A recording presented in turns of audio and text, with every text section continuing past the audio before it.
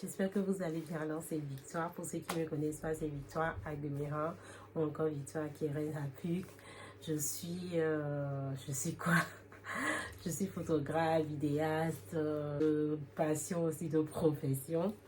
Et actuellement, je suis étudiante également en master imagerie et réalisation en France, à Paris.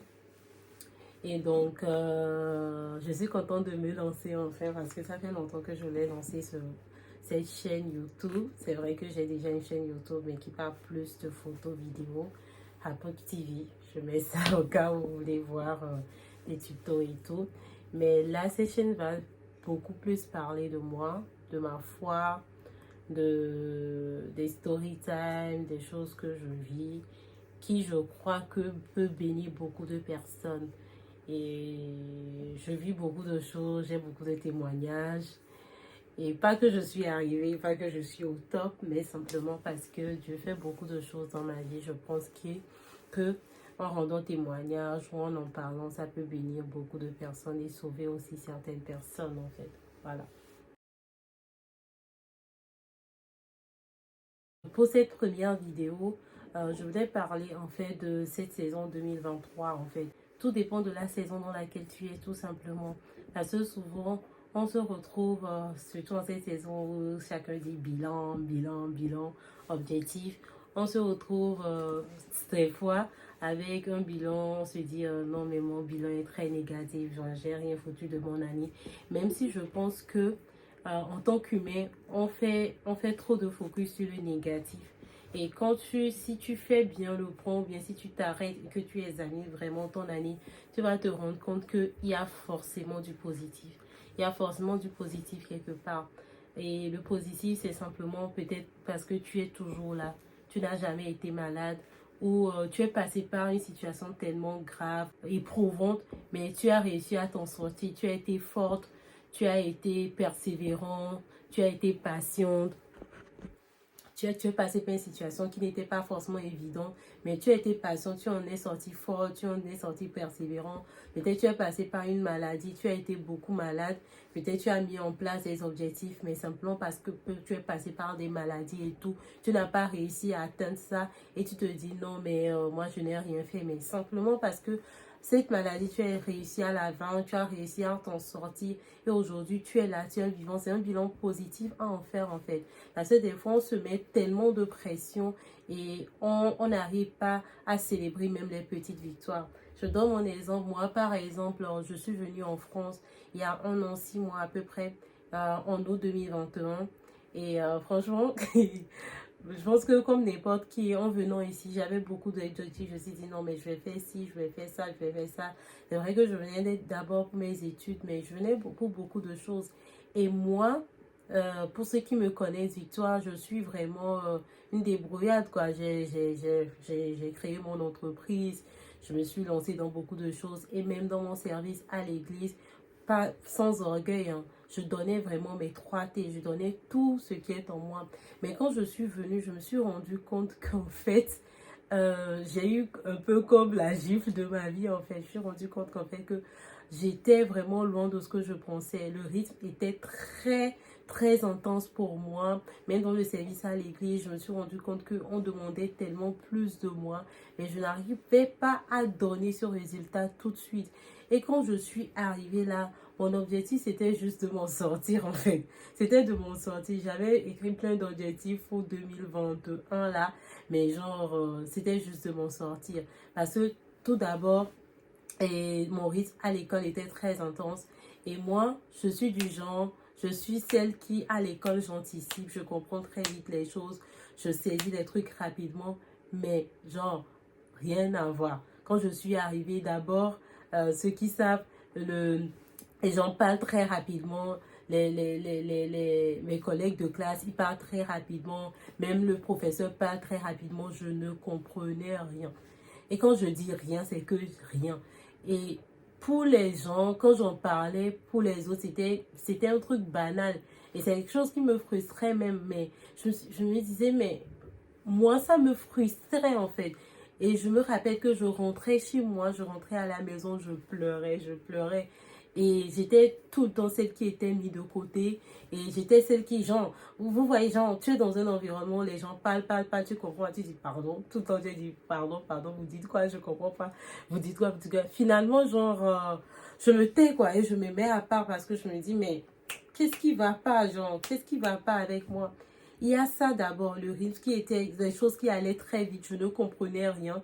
Moi qui, à l'école, j'étais la meilleure des meilleures, j'étais dans une école où je ne comprenais rien. Genre, si tu ne comprends pas, comment tu vas même t'asseoir pour assimiler, pour apprendre, en fait. Et j'étais toujours mis de côté, ok?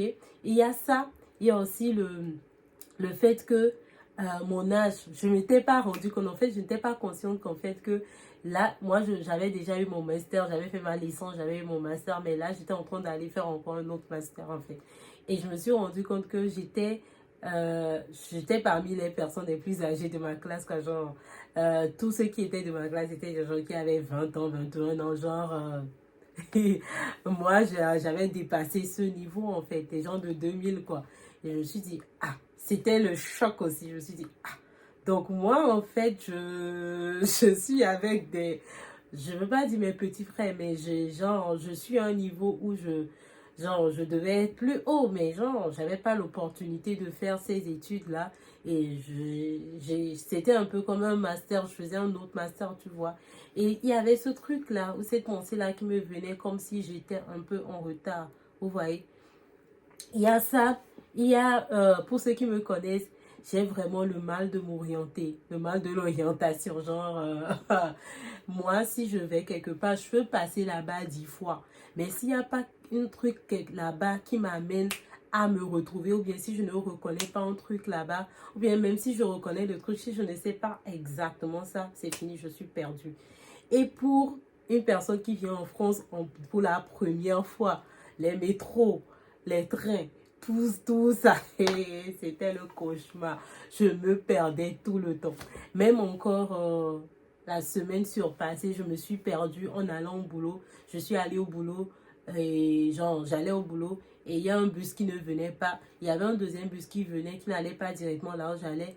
Mais je suis passée plusieurs fois là-bas justement pour mémoriser le truc. Je me suis dit, bon, si ce bus ne vient pas, je peux prendre ça et continuer le chemin juste tout droit et je vois mon boulot. Je prends le bus, je descends là. Donc, je prends mon chemin tout droit. Sauf que le bus ne s'arrête pas à l'arrêt que j'avais mémorisé. Et moi, je ne m'étais pas retrouvée. Donc, j'ai marché pratiquement 10 minutes avant de me dire, mais je ne suis pas au bon endroit. Je devais marcher juste 3 minutes et je suis arrivée. Je suis revenue. Ça m'a frustrée le matin. Là, si j'avais attendu mon bus, je serais même arrivée au bureau depuis plus tôt. Donc, genre, je me perdais tout le temps. Ok? Je me perdais tout le temps. Et il y avait mes frais aussi de scolarité que je devais payer. J'étais aidée, hein, j'étais aidée par mon père, j'étais un peu aidée par des personnes qui s'étaient proposées, mes pères, mes mères, etc. Mes parents spirituels qui m'aidaient beaucoup. Mais genre, c'était compliqué en fait. C'était compliqué. Entre ce que je gagnais, mon loyer à payer, mes frais de scolarité, je devais me gérer. C'est pas la première fois que je me gère, mais c'est la première fois que je vais très loin de la famille, mais aussi où, genre, je rentre à la maison avec tout ce que je vis dans la journée là, il n'y a personne en fait. Je me gère seule. Et je passais mes temps ici, je pleurais. J'appelle maman, je pleurais dans ma chambre. Et il y avait le service social, le service que j'aimais faire, genre, je donnais mes 3T comme ça, genre, j'avais l'impression que je donnais tout, mais c'était pas satisfaisant. Et j'avais l'impression de ne pas comprendre ce qu'on attendait de moi. J'avais l'impression de ne pas être à ma place. Si je n'avais plus mon équipe avec qui j'étais tout le temps, je n'avais plus les gens avec qui que je côtoyais. Bref, je cherchais mes repères de partout.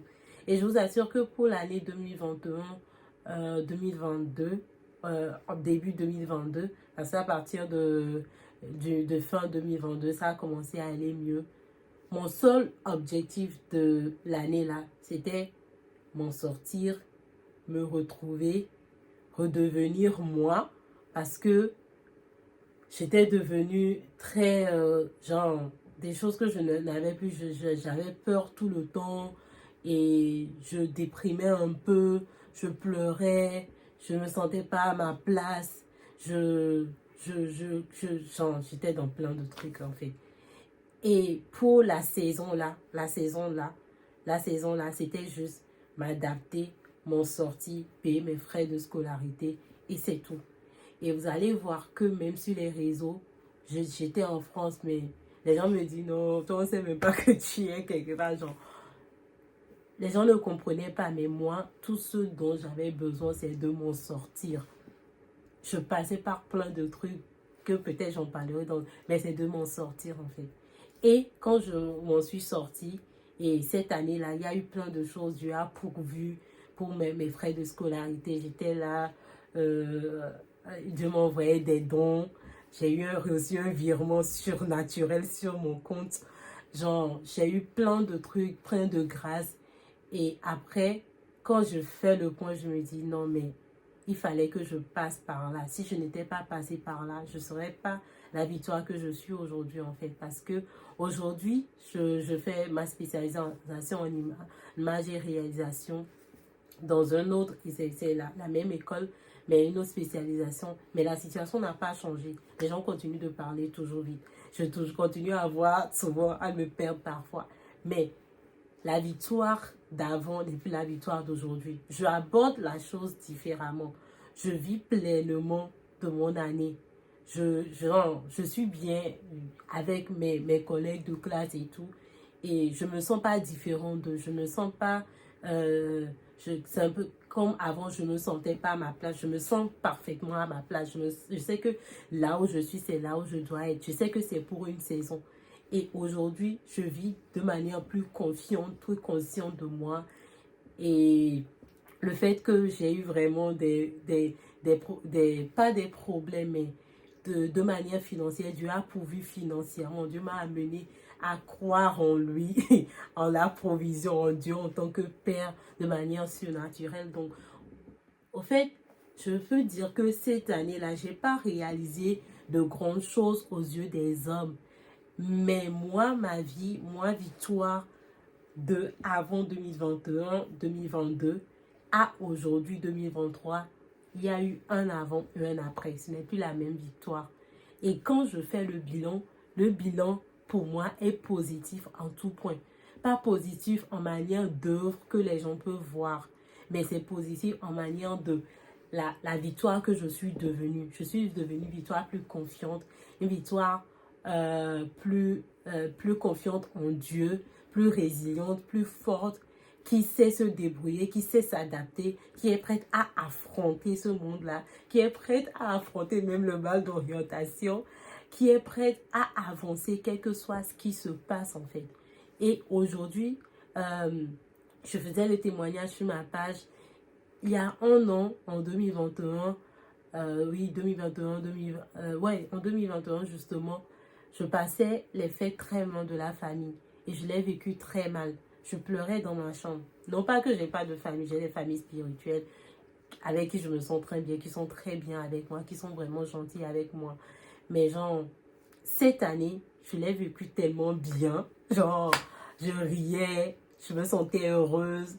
Même à fin d'année, alors qu'il n'y avait personne dans ma chambre, je riais, je chantais.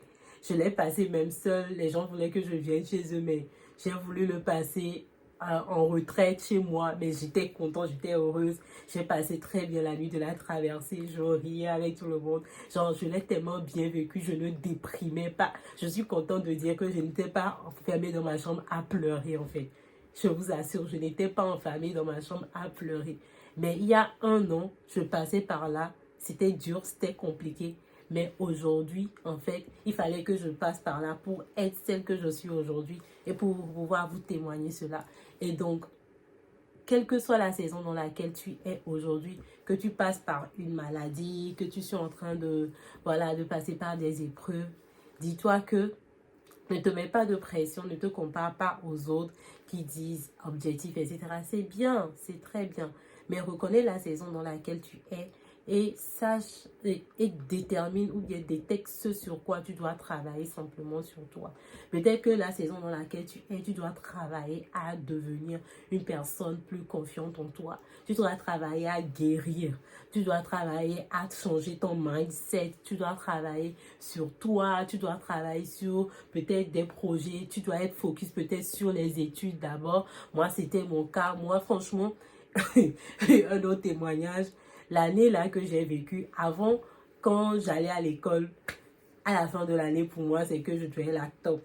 Mais c'est cette école-là. Je ne voulais même pas être la top. Je voulais juste avoir la moyenne pour m'en sortir. Et j'ai eu la moyenne juste nécessaire. J'avoue, hein, j'ai pas eu la moyenne top, etc. J'ai pas eu un A+, etc. Non, j'ai pas eu un 16 de moyenne comme j'ai toujours eu la moyenne. Je ne l'ai pas eu. Je ne donnerai pas ma note quand même. Mais j'ai eu le juste nécessaire. J'ai dit merci Seigneur pour ça. J'ai juste dit merci Seigneur parce que je ne comprenais rien de mon année. Chose à dire, je ne comprenais rien. Les cours, ça allait trop vite pour moi. Je reprenais les choses, je ne comprenais rien. Je viens dans une école où les gens, ils connaissent tous, genre, ils ont vécu en France, donc ils connaissent les marques, ils citent les trucs comme ça. Moi, quand ils citent les trucs, des fois, je ne comprends même rien. Le temps que je comprenne, genre, ils sont déjà ailleurs, genre. Ça a été un moment d'adaptation, mais terrible pour moi, en fait. Et une vraie gifle aussi. Et ça m'a permis de grandir simplement, d'être celle que je suis aujourd'hui. Et donc, reconnais la saison dans laquelle tu es pour 2023 et travaille dans cette saison-là. Genre, fais ce que tu dois faire dans cette saison-là. Par rapport aux objectifs à fixer, fixe-toi juste un objectif peut-être à atteindre par semaine. Rien que par semaine. Dis-toi que si par exemple tu dois travailler ton mindset, dis-toi par exemple je dois lire ce livre et tu dois écouter des podcasts de peut-être 5 minutes ou bien 10 minutes par jour. Reste focus dessus. Mets-toi de petits objectifs. Il y a mon père spirituel qui dit si tu ne peux pas manger un grand crapaud, découpe-le en morceaux. Découpe le grand truc que tu vois en morceaux en fait. Et pas de pression à avoir. Et cette vidéo, c'est surtout juste pour t'encourager, toi, en ce début d'année de 2023. Et quelle que soit la situation dans laquelle tu te trouves, sache que tu es là, Dieu est ta force. Moi, c'est une chose qui m'a aidé à tenir au cours de cette année-là. J'en parlerai plus, je donnerai plus de témoignages. C'est juste ma foi en Dieu. Je pleurais dans ma chambre, je pleurais, Seigneur, comment est-ce que je vais faire, comment est-ce que je vais m'en sortir. Il y a plein de trucs, je sais manifester de manière extraordinaire. Je vous dis de manière extraordinaire, je vous raconterai surtout sur le plan financier extraordinaire. Et aujourd'hui, en fait, je suis le fait d'être heureuse, d'être contente. Alors que je rentre, il n'y a personne. Je fais à manger moi-même, je mange, genre, je vis bien, je me sens bien tout simplement. Le fait de dire je me sens bien, pour moi, c'est un gros témoignage et c'est le meilleur bilan que je peux faire en fait. Et donc, quelle que soit la saison dans laquelle tu es, force à toi, redouble d'efforts, mais ne lâche pas en fait. Ne lâche pas, reste focus en cette saison.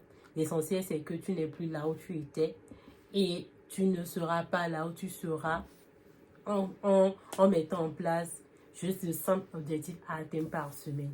Et moi, par exemple, je partage ça dans mes statuts, je suis un challenge actuellement où chaque matin, on prie au moins 1 heure de temps et on fait 15 minutes de sport par jour.